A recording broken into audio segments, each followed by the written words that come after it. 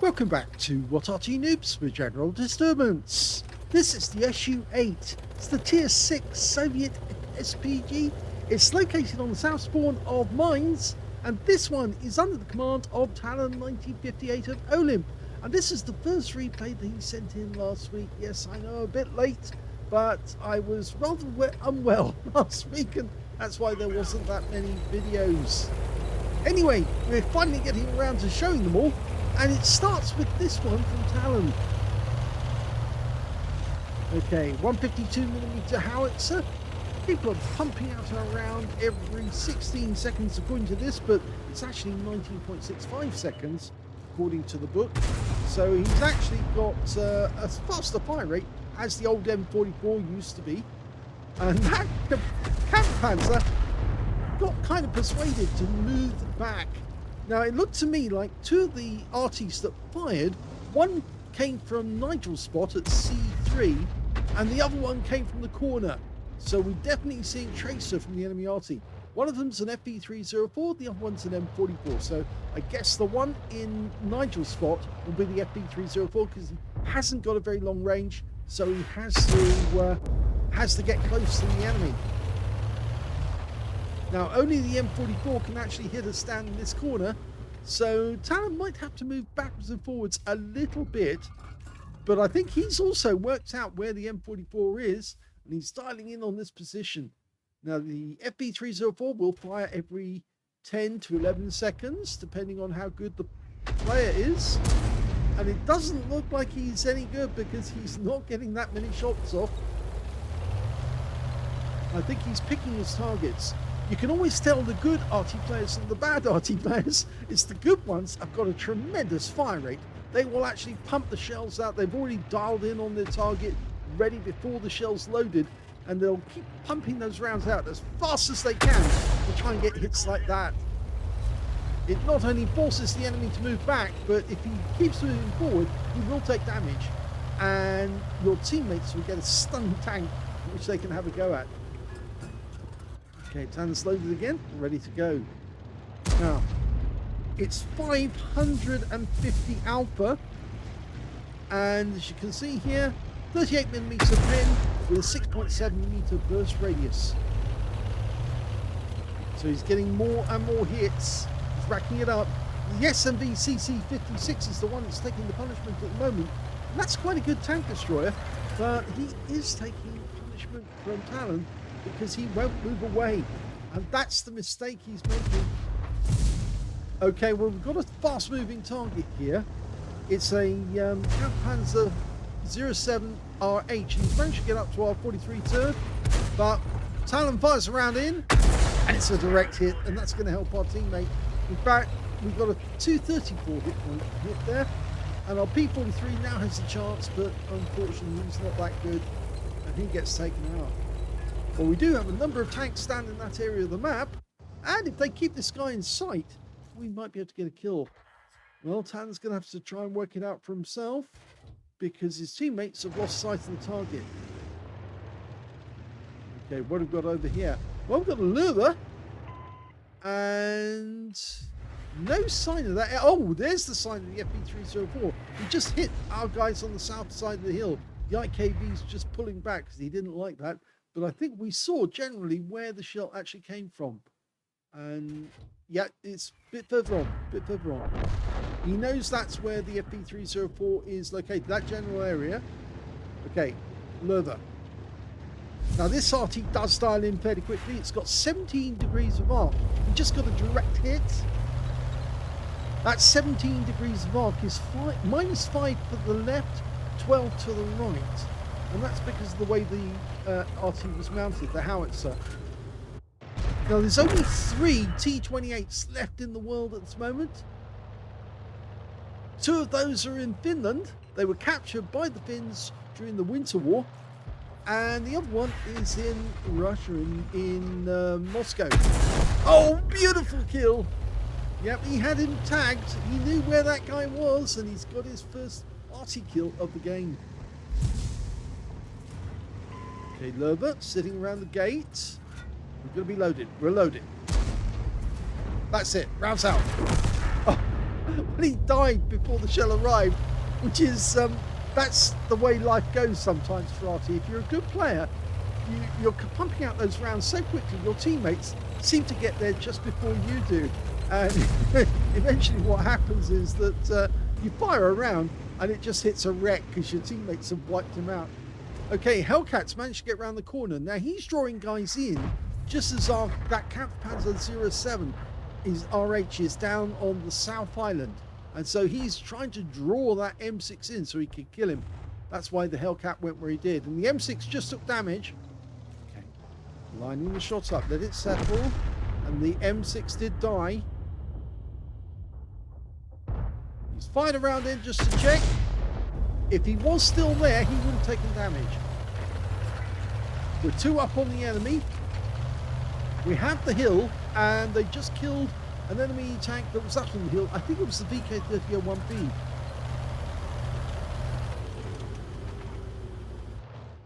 Okay. Through a mill. He's gone. So we're now 3 up on the enemy. Scorpion comes into view. He's on the move, but we can line a shot up. Just let it settle. That's it. Again, the trick is to actually keep your aim on a single spot, then to aim after it's fully dialed in. So if you do that, if you pick a spot, let it settle, even if the tank's moving about, don't follow the tank, keep the aim until it's fully dialed in, then you can, let's see, styling in, it settle, rounds out, that's good, direct hit, that's how it's done. He knows how to do it. It's just, if you follow the target, then you're constantly adjusting your aim, and that keeps the aim not fully dialed in. So it's easier to let the aim dial in and then to adjust what you're looking at, and then you get a direct hit. Now, can he get the kill to get a counter battery? No! He would have had that. He would have had that guy. That would have been a counter battery. There's only 3 enemies left. The AC-4 experimental, the guy with a 17-pounder.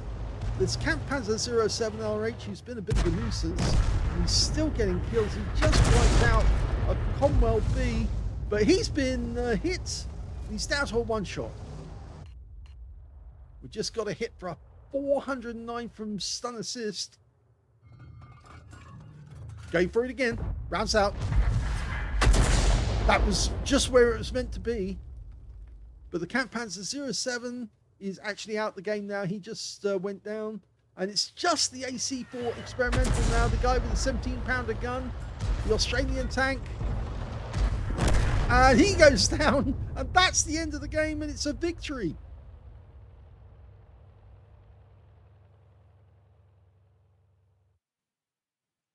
Here's the end of battle results, and it's a first-class tanker for talon1958 of OLIMP in the SU-8. He also got a bruiser medal for getting at least 5 critical hits. In fact, he got 5 exactly, and his win rate from that one, 1,684. He was mostly getting damage from stun assistance, this one, rather than direct hits, but he did get some nice direct hits as well in the game, including the kill on the FP304. Let's have a look at the team score. Didn't get the highest damage. That went to the AMX65 Tan, who got 3,143 hit points. Second highest damage went to the Barask 2,863. Third highest damage went to the Kampfpanzer 07 or 7 RH with 2,658. When it came to kills, well, actually, before I do that, should say that Talon got 1,113. So not a lot of damage on actual damage, but lots of stun assist.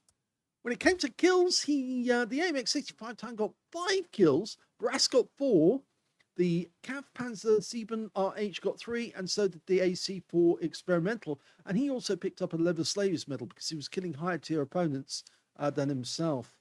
And we can see that Talon only got the 1 kill out of that one. But when it came to base XP, he's in 4th place overall because the AMX65 Talon got 1,300, the Brass got 1,008, and the Cromwell B got 939, and then we've got Talon 840. So 2 players managed to get over 1,000 base, and it was the AMX65 Talon and the Barask. Talon fired 13 rounds, got 6 direct hits, and 1 penetrating shot. Now I'm wondering which one that penetrating shot is, and I think it might be the Scorpion. Let's have a look. No, funnily enough, it's not. That guy's only got 1 millimeter of armor all round. So for him to get a penetrating shot, yes, it was the FP304. He's also got very thin armor, but better armor than the Scorpion, funnily enough. So yes, it was the one that he splatted. He put a round right on top, and the shell went right through him. Okay, going back to details. 1,113 hit points, all of it at more than 300 meters. He damaged 6 of the enemy, killed 1, did 1,087 hit points of stun assist off 8 stuns, and that gave him the first class. A bit more on stun assist. I think he would have got an ace out of that one. He did earn a profit of 91,493 credits from that game. He got 65,000 credit mission completion bonus, and he also took away 2,520 experience points. So a very decent game to set the start. He was playing catch up because, of course, Angelina won last week. So he's trying to win this weekend. And the next battle we're going to see is also one of Talon's. So let's go and see that one and see if he can improve on the first class and the bruiser. The second replay is on the Berlin map. We're on the West Spawn, and Talon is in the 212A, the Tier 9 Soviet. Game on. Well, of course, he's got the big howitzer, the 203mm B4 howitzer, and that's capable of 900 alpha, and it'll penetrate 52mm of armor with a burst radius of 10.4 meters. So it's quite a big hitter, very useful. You can use vents on it, which means you boost the crew dramatically, and that does help a great deal. Now, it's actually based on the KV-220 hull. And as you know, that tank never got built, but it was based on a KV-1 derivative, you could say. And so it does look KV-1-like in its appearance.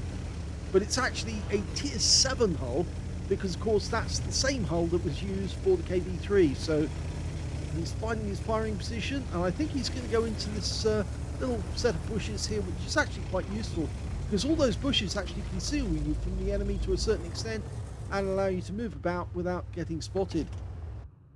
Okay, ready to go. He's decided he's going to go to the north first. There's lots of action going on here. And from this position, which is slightly south of the perpendicular to those spots, you can actually see round the corners, which is something the tanks can't do, but these guys can. And you can see that Talon can hit that T95 if he comes forward, but he can also lob shells in where that 60 TP is. And he can definitely hit these two if he can get the right position, right angle. There you go. Lined up, rounds out. Direct hit. 238. And he's just changing position again.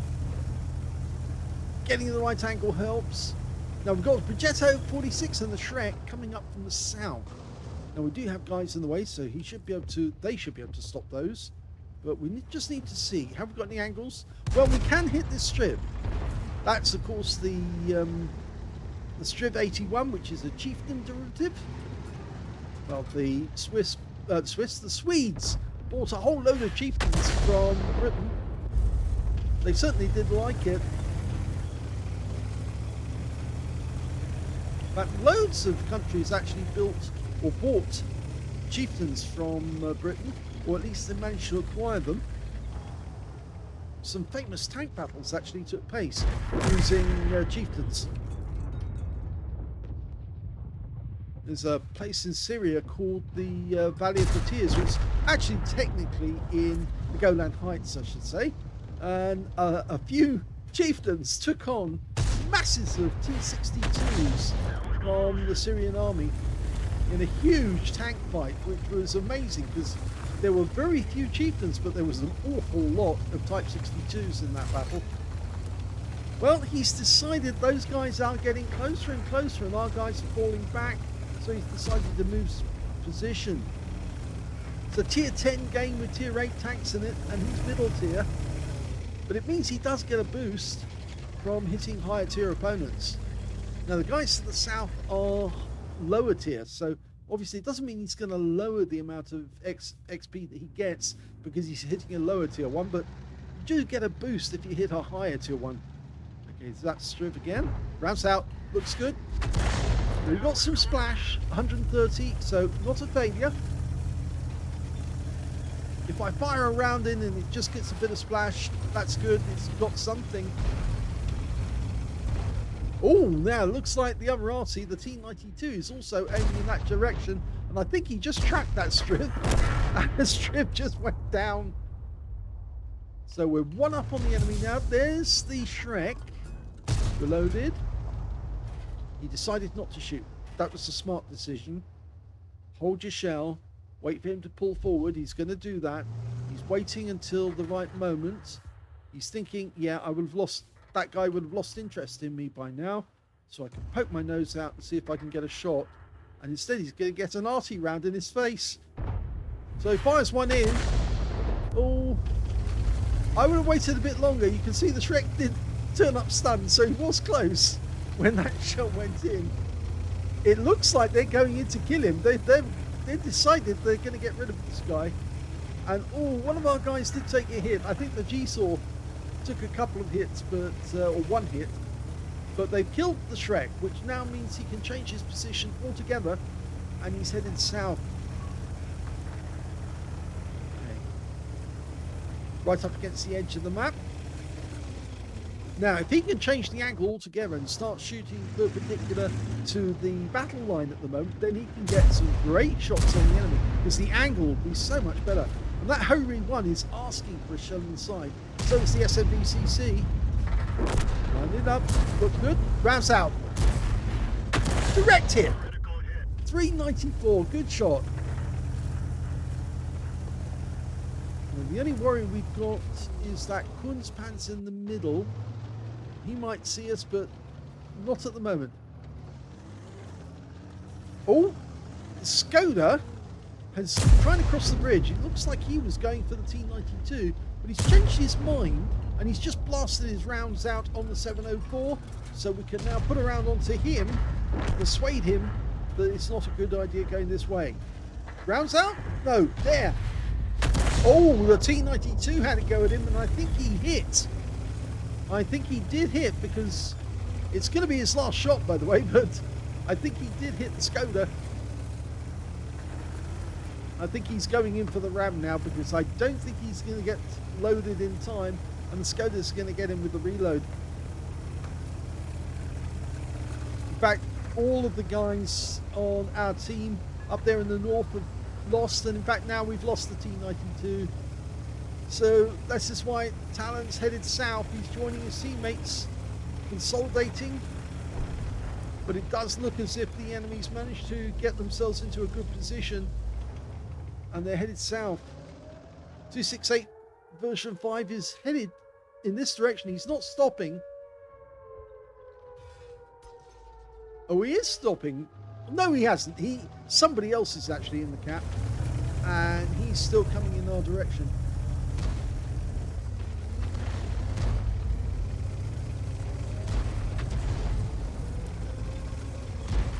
Got a Kunzpanzer to our right. Might be able to get a shot in him. Almost fully dialed in. Oh.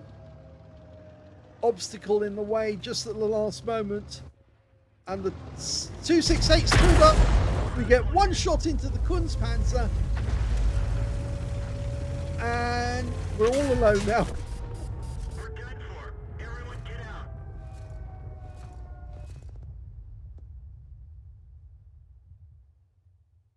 Here's the end of battle stats, and I'm afraid there was no mastery badge at all for that game.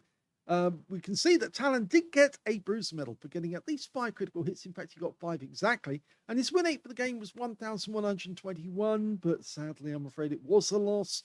And I can tell you one of the reasons why it was a loss. He says, shoot the stun tank so we can win this. Not one of his teammates fired at a tank that he'd stunned. Not one, except maybe the T92, and he got his shell in just before Talons arrived. So, yes, he missed out on timing on that one. Let's have a look at team score. Well, the highest damage in the game turned out to be the 60 TP on the enemy team with 4,859 hit points, and he got a high caliber. Second highest damage turned out to be the 268 version 5, got 4,194. And the third highest damage in the game turned out to be our G-Saw with 2,519. And Talon got 1,654 hit points in that game. And that means he was in, well, there was 4 enemy tanks ahead of him on the enemy team, 2 on his own, 6th place, so 7th place overall on damage. When it came to kills, I'm afraid our team didn't do that well. Yes, only 5 kills between them. And the high scorer on the enemy team is the CC1 Mark II with 3 kills, 2 kills to the Object 2685, the Skoda T56 and the Hori 1. And on our team, only the G-Saw managed to get more than 1 kill. I'm afraid Talon didn't get any kills at all out of it. But when it came to base XP, we can see the high scorer was the 60 TP again with 970. 906 went to the 268 version 5, and 795 went to the Shrek on the enemy team. And Talon only got 198 because people were not shooting his tank, so he wasn't picking up any stun assist at all. He fired 8 shots, 3 direct hits on the enemy, but no penetrations, 8 splash, damage of 1,654 hit points, of which 1,223 were at more than 300 meters. He received 2 hits, and both were penetrations, so that ended his game very abruptly. 5 enemy vehicles were damaged, none were killed, but he did get 8 splashes, 8 stuns rather, but nobody shot them. And that's why he didn't get a better result in the game. On the credit side, on the premium count, he actually made a loss of 10,246 credits, and 297 XP is all he took away. And sadly, that means that he hasn't improved on the previous figure, which of course we showed you in the previous battle. That was the SU-8. So it's still a first class. A bruiser is setting the lead for Angelina to play catch up on. So we'll have to wait until the next video to see if she does it, because she has sent in a replay, or did send in a replay, just before the weekend ended. And I think it was on Saturday, if I remember correctly. And Talon sent in another one just after that. So if you keep following the channel, you'll be able to see what the result of this contest was. If you enjoyed these replays, please give them a like, do subscribe to our channel, leave a little comment down below because it feeds the algorithm. And thank you for watching.